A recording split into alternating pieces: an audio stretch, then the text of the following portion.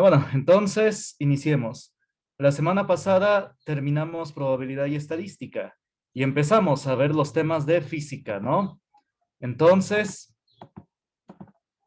ya habíamos visto esta diapositiva. Habíamos visto que física viene del griego física, así como se escribe acá. Y la física aborda el estudio de la naturaleza. La física estudia la naturaleza, por eso estudia fenómenos naturales como la gravitación, el electromagnetismo, etcétera. Aparte es la biología, que es la que estudia a los seres vivos, a los seres vivos, a los organismos vivos. La física es en general, estudia toda la naturaleza en general. Bueno, igual en los seres vivos hay procesos físicos, hay calor, hay mecánica, hay muchas características físicas también. Y la física surgió como una rama de la filosofía. Ya habíamos dicho que la filosofía es el amor a la sabiduría, ¿no? Que el filósofo busca la verdad. Y muy importante, el filósofo, no, el verdadero filósofo, no cree que tiene la verdad absoluta, que tiene toda la verdad, sino que más bien el filósofo sirve a la verdad, hace como un servicio a la verdad, le hace un servicio, sirve a la verdad. Entonces no se cree que tiene toda la verdad.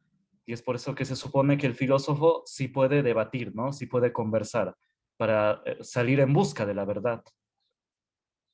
Dice acá, y la física, bueno, en estudiar, en buscar la verdad sobre la naturaleza, pues de ahí surgió la física, buscando, ¿no? La explicación de la naturaleza.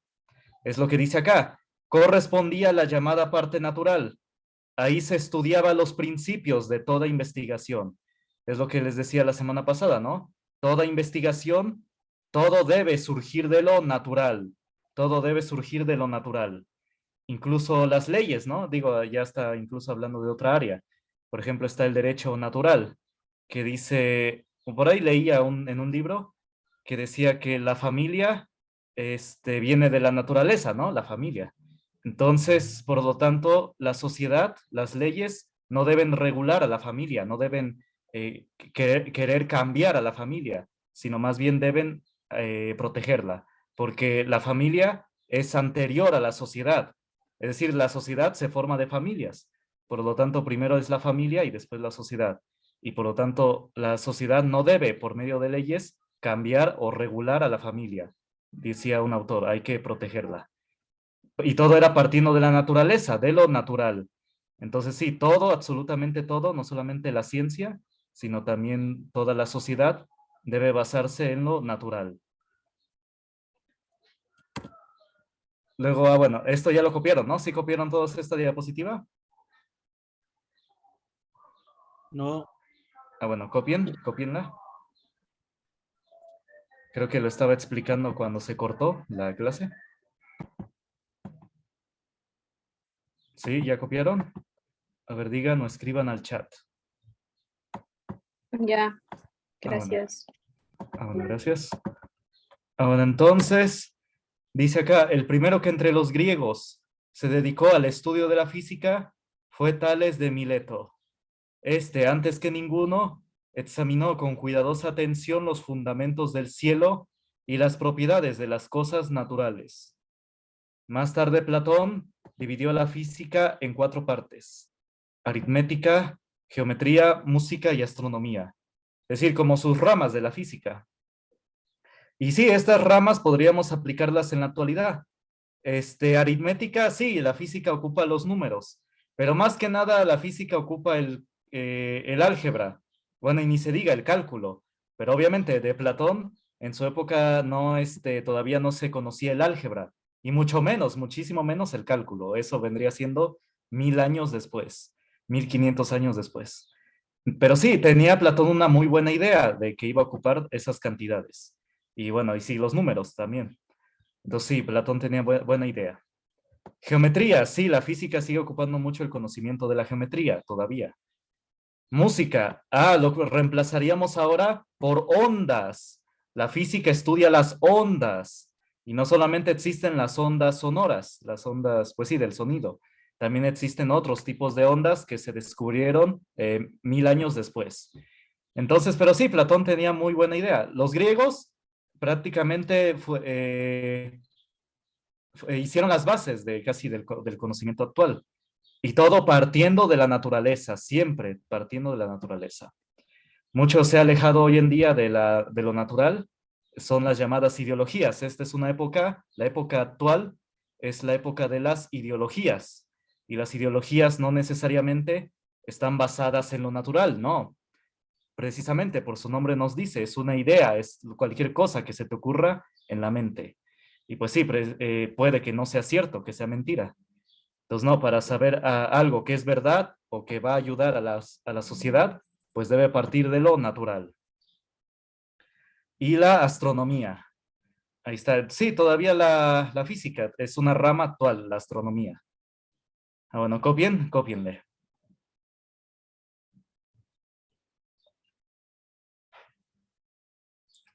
Por ejemplo, hace unos días tuve la oportunidad de leer un libro de obstetricia y ginecología, porque estaba buscando unas cosas. Y, y me topé ahí con la definición de aborto. Y aborto lo considera, era un libro creo del 2000, era del 2003 creo, sí, sí, del 2003. Y él consideraba el aborto como una enfermedad, que es sí, es una enfermedad, dice, es algo que no es, bueno, digo, no dice que no es natural, pero sí dice que es una enfermedad. No como ahora que dicen que es salud, meten al aborto como salud, y no más bien antiguamente, y pues apenas hace 20 años, el aborto era considerado una alteración, una enfermedad. Entonces no debe ser enseñado como algo natural.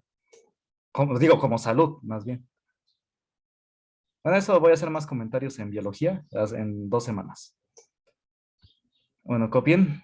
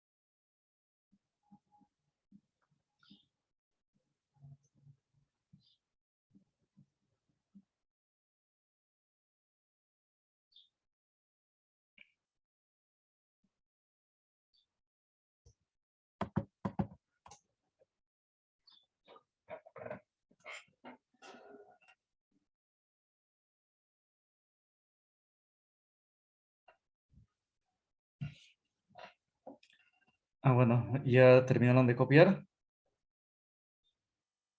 Sí, ya. Ah, bueno.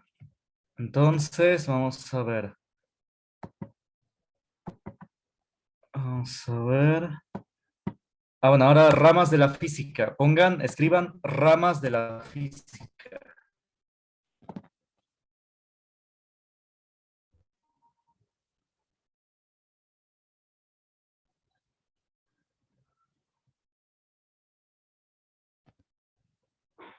Ramas de la física. Bueno, entonces, la física, al igual que la matemática, tiene muchas áreas de estudio, muchísimas. Y para clasificar esas ramas de estudio, o esas áreas, más bien, esas áreas de estudio, se clasifican en dos grandes ramas, la física clásica y la física moderna. Ah, bueno, entonces pónganle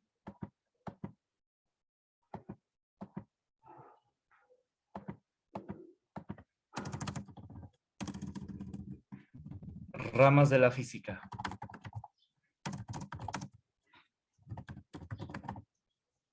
Ahí está, ramas de la física. Ah, bueno, entonces, como dije, hay dos grandes ramas que tiene la física, la clásica y la moderna. No tienen que ver con tiempo o actualidad. Tiene que ver con velocidad de la luz. Miren, la física clásica significa tradicional. ¿Y por qué se diría que es la física tradicional? Porque dice acá, estudia fenómenos que suceden a una velocidad muy por debajo de la luz. Ahí está, porque tradicionalmente nuestros fenómenos de la vida diaria suceden a una velocidad muy por debajo de la luz. Aquí se ubica toda la ingeniería está aquí en la física clásica, porque pues sí, son fenómenos de la vida diaria, la construcción y todo lo demás, ¿no? Y bueno, y todos estos fenómenos que vamos a ver. Entonces sí, por eso es la física tradicional, porque son fenómenos que suceden a una velocidad muy por debajo de la luz. A ver, para que se den una idea, la velocidad de la luz, ¿cuánto es? Vamos a ver. La velocidad de la luz se representa con la letra C y tiene un valor de 300.000 kilómetros sobre segundo. ¿Qué significa esto? Significa que la luz en un segundo, en un solo segundo, recorre 300.000 kilómetros en un segundo. Ah, pues sí, esa es una velocidad demasiado alta, ¿no? La luz le puede dar muchas vueltas a la Tierra en un solo segundo. Entonces ahí está, es una velocidad muy grande.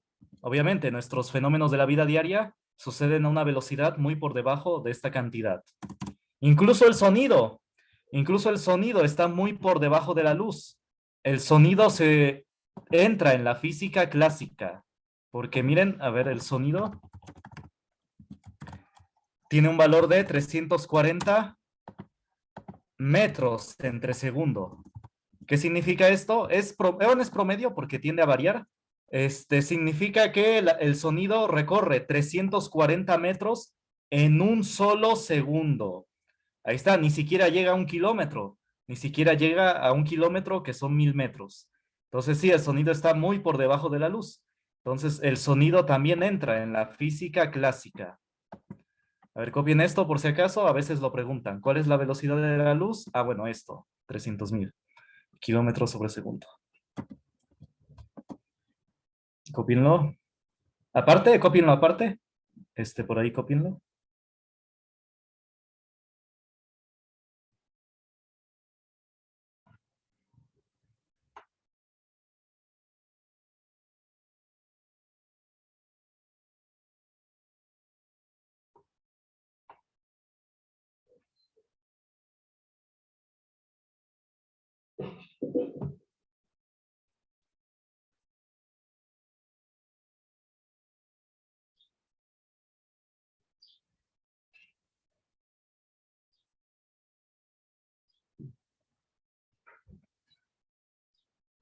Ah, bueno, entonces, y bueno, y copien lo que es la física clásica. Ahí está, física y dos ramas. La clásica estudia fenómenos que suceden a una velocidad muy por debajo de la luz y la moderna estudia fenómenos que suceden a una velocidad cercana a la luz. Ahí está, son fenómenos, los fenómenos físicos cambian completamente cuando se viaja a una velocidad cercana a la luz. El tiempo es distinto para esos cuerpos, esas partículas que se mueven a una velocidad cercana a la luz. El tiempo, la distancia, todo es distinto. Ah, bueno, cópienle.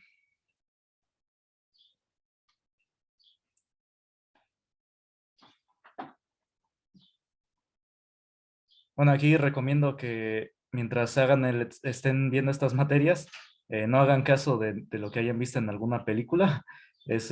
Son ficción finalmente, ¿no? Es ciencia ficción para llamar la atención. Entonces, no necesariamente los conceptos que manejan son ciertos, ¿sí? Digo, y se entiende, ¿no? Es nada más de entretenimiento, es ciencia ficción. No es verdad. Sí, porque a veces me preguntan que si es cierto que pasa esto, si es cierto que pasa esto, pero no, es ciencia ficción, ¿sí?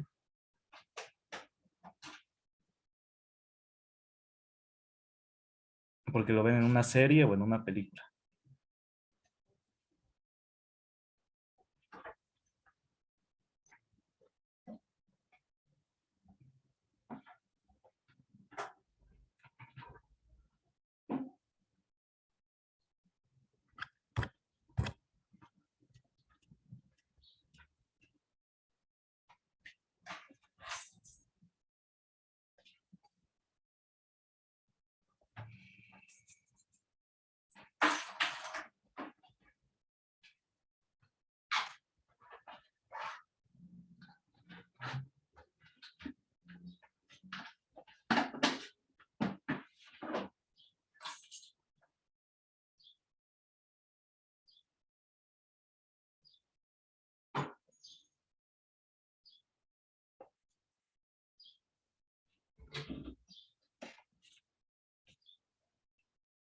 Me avisan cuando terminen de copiar esta parte, ¿sí?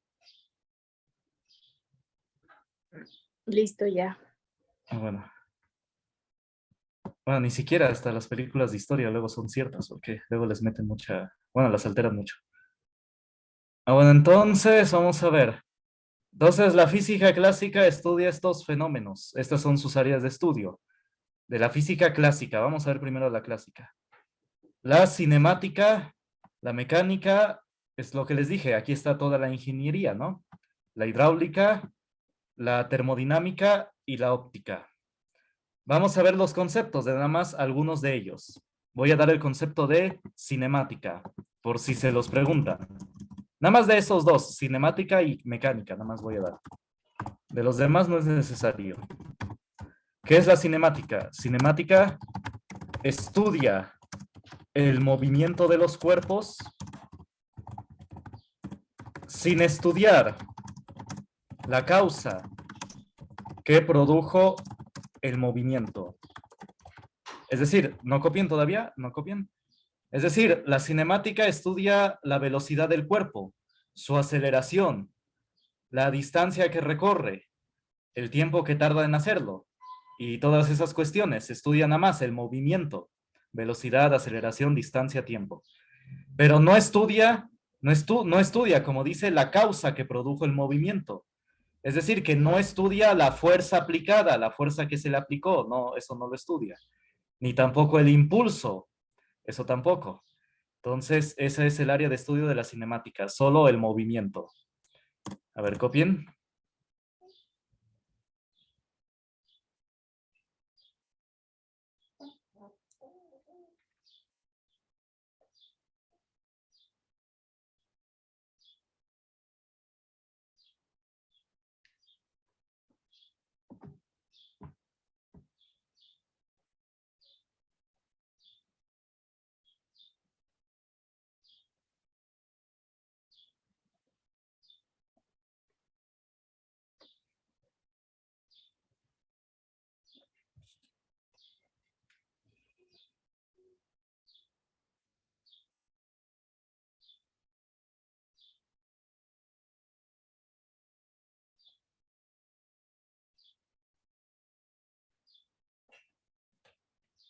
Bueno, ahora mecánica, el concepto de mecánica. ¿Qué es la mecánica? Estudia el movimiento de los cuerpos y la causa, aquí sí estudia la causa, que produjo el movimiento. Ahí está, la mecánica sí estudia la causa. La mecánica, aparte de estudiar la velocidad, distancia, tiempo del cuerpo, estudia la fuerza que se le aplicó, el impulso y algo también llamado momento. Bueno, es algo que se ve en ingeniería, pero sí, estudia todas esas cuestiones. A ver, copien. La fuerza, el impulso y sí, también la velocidad y aceleración. A ver, copien.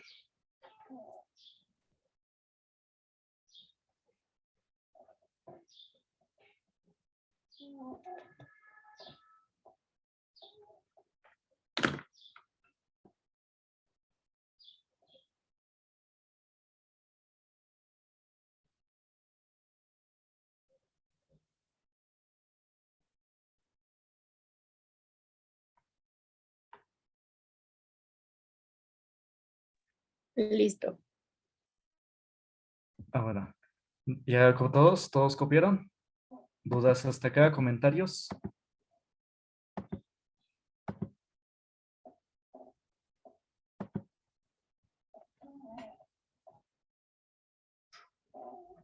Bueno, entonces sigamos. También hay... bueno, entonces la física clásica estudia la cinemática, la mecánica, la hidráulica, la termodinámica y la óptica. La hidráulica estudia los líquidos y los gases. Eso estudia la hidráulica. Líquidos y gases. En las máquinas, por ejemplo, los frenos de los coches es porque hay un líquido en el coche, es el del freno, o un gas. Entonces ahí es donde se aplica. La hidráulica nos dice precisamente eso, que al aplicar en un líquido encerrado en un tubo, bueno, en una prensa, en un sistema, al aplicar una fuerza pequeña en un lado, produce una fuerza grande del otro lado, que es precisamente el freno del coche. Una fuerza pequeña, que es la fuerza del pie, del freno, produce la fuerza grande, que es de tener todo el coche, que es de 1 tonelada, ¿no? Entonces ahí es donde se aplica la hidráulica. La termodinámica. La termodinámica es el estudio del calor, de los intercambios de calor entre dos o más cuerpos. Siempre el calor fluye del cuerpo más caliente al cuerpo más frío. Bueno, es un concepto complejo, por eso no lo doy, no lo escribo, porque es más complejo, no se los van a preguntar. Entonces, nada más deben saber que es una rama, ¿no?, de la física clásica. La óptica estudia los lentes y los espejos. Eso es la óptica. No estudia en sí la luz, sino que los lentes y los espejos. Bueno, copien las ramas de la física clásica. Copien.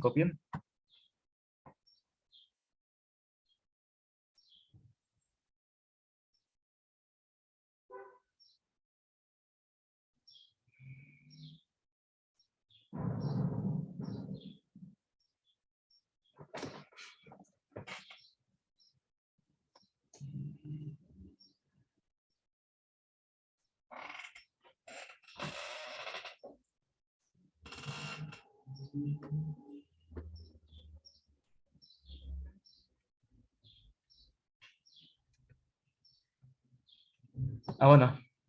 Entonces, ¿quiénes son los estudiosos de estas áreas? Bueno, los que fundaron estas áreas o que estudiaron estas áreas. Bueno, primero, pues ya tenemos, ¿no?, al primer físico, según las diapositivas, Tales de Mileto, que dice los griegos dicen, fue el primero que estudió las propiedades de las cosas naturales. Bueno, después, y hay muchos más, aquí son muchos más que estos, aquí nada más puse los principales o los que más se han oído, porque obviamente hay muchos más físicos. Bueno, después tenemos a Jean Buridan. ¿Quién fue Jean Buridan?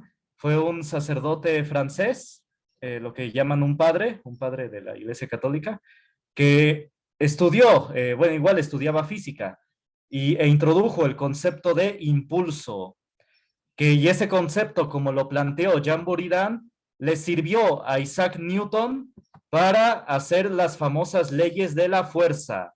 Bueno, no sé si conocen a Newton. Newton es casi de los físicos más famosos y fundó las leyes de la fuerza.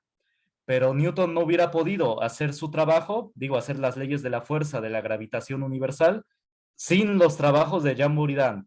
Le sirvieron de punto de partida, de punto de inicio, de base. No digo que se robó los trabajos, no, sino que le sirvió de base, de punto de partida. Es decir, eso es lo que hace un científico. Un científico estudia, lee los trabajos que hay sobre un fenómeno, las teorías o leyes existentes, y a base de eso, de los trabajos de otros, hace algo nuevo, descubre algo nuevo, pero a partir de algo que ya se conoce o que ya se sabe, ¿sí? Entonces, es lo que hace un científico. Siempre retoma los trabajos de alguien más. Y está bien, lo que hace es referenciarlos. Siempre el científico debe decir que se basó en los trabajos de tal persona, ¿no? De tal científico. De hecho, Newton, no sé si él era el que decía, tenía la frase de que he visto cosas, pero porque me he parado en hombros de gigantes. O he descubierto cosas porque me he parado en hombros de gigantes. Pues diciendo, ¿no?, que efectivamente había estudiado los trabajos de otros científicos antes que él para hacer sus descubrimientos. Bueno, ¿dudas hasta acá?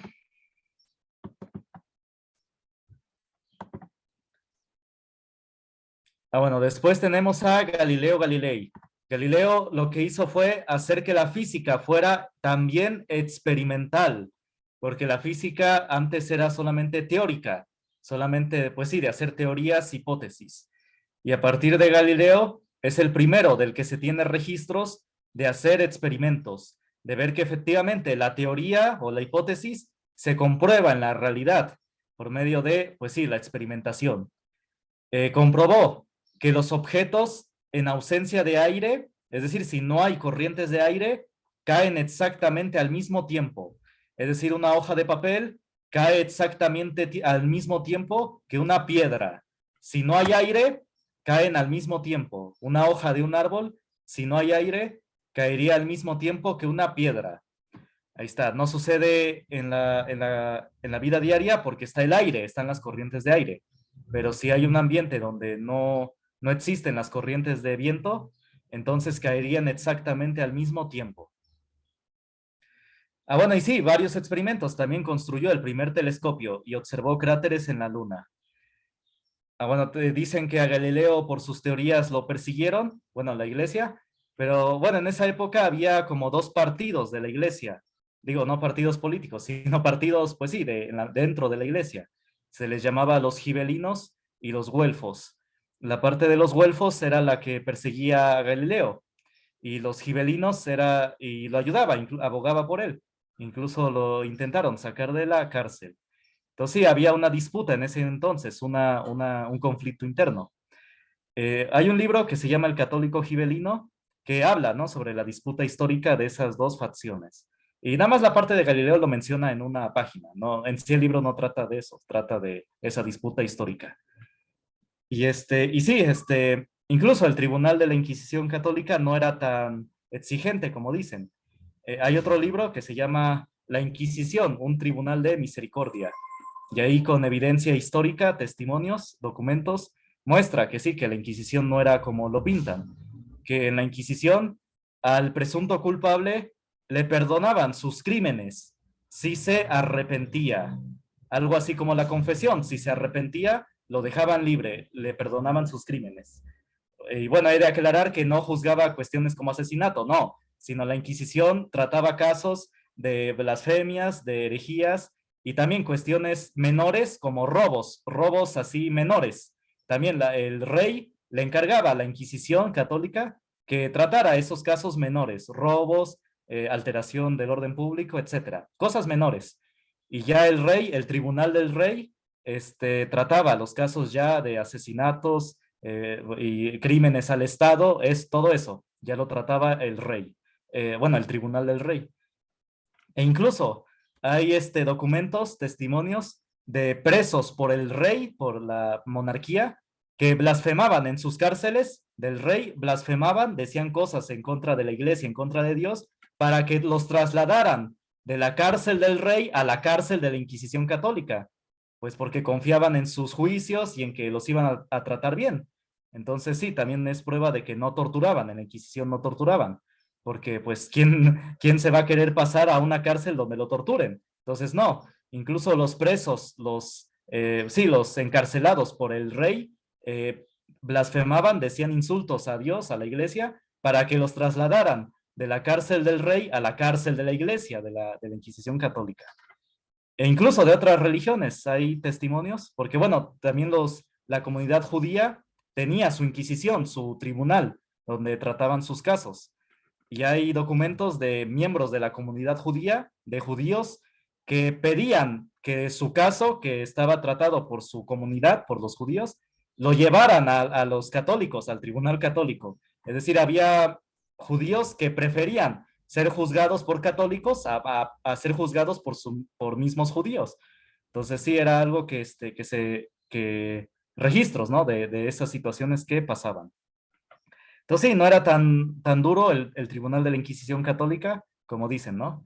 Entonces sí, Galileo, pues sí, no le fue tan mal como dicen muchos. No fue perseguido, como dicen.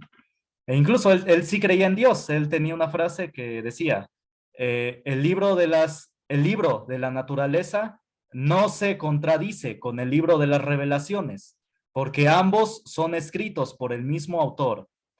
Otra vez que decía, el libro de la naturaleza no se contradice con el libro de las revelaciones, porque ambos son escritos por el mismo autor. Pues diciendo, ¿no?, que la ciencia no está peleada con la fe, porque pues dice ambos son del mismo autor, ambos son de Dios, la ciencia y la fe. Entonces sí, Galileo también tenía su fe. Y muchos científicos también tenían su religión, su fe. Blaise Pascal, bueno, y lo vamos a ver aquí, Gauss también, aquí que lo menciono, Gauss también tenía su fe. Filósofos como René Descartes también tenían su fe. Bueno, dudas hasta acá, comentarios. Bueno, copien estos científicos, estos, ¿cómo les llamé? Estudiosos. Cópienle.